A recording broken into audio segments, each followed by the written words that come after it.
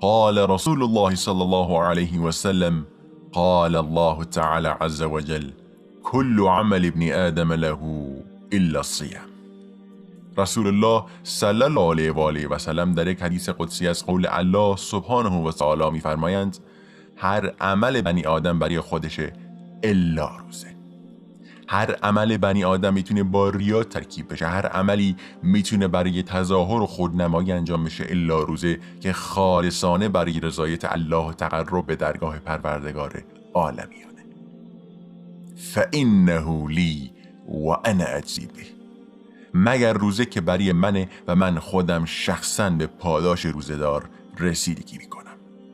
پاداش روزه 10 برابر و 100 برابر و 700 برابر نیست. پاداش روزه رو فقط خالق کائنات میدونه و بس. فقط خدا میدونه که چه پاداشی برای فرد روزه‌دار در نظر گرفته. روزه برای منه، ملائکه، محمد صلی الله علیه و آله و سلم، بنی آدم، همگی شاهد باشید که روزه برای منه و کسی از پاداش اون خبر نداره الا من. و الصوم نصف الصبر. نیمی از صبر در روزه تداعی میشه. اگه صبر انسان مؤمن رو به 2 نیم تقسیم کنید، نیمی از اون با روزه آزموده میشه که انما یوفی الصابرون اجرهم بغیر حساب.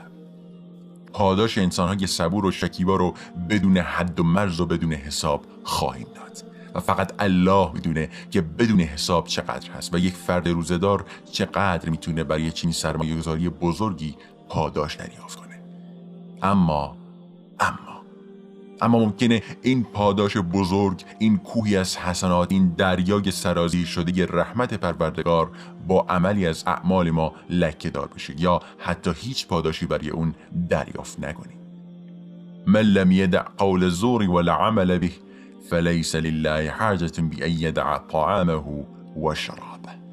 کسی که خودش را از گفتن سخن بیهوده، دروغگویی و عمل بر اساس دروغ محفوظ نکنه، خداوند نیازی نداره که این بنده خودش را از خوردن و آشامیدن منع کنه، چون سودی به حالش نخواهد داشت. خدایی نکرده با دروغ گفتن و تهمت زدن و اذیت و آزار دیگران چنین پاداش بزرگی رو به باد ندیم.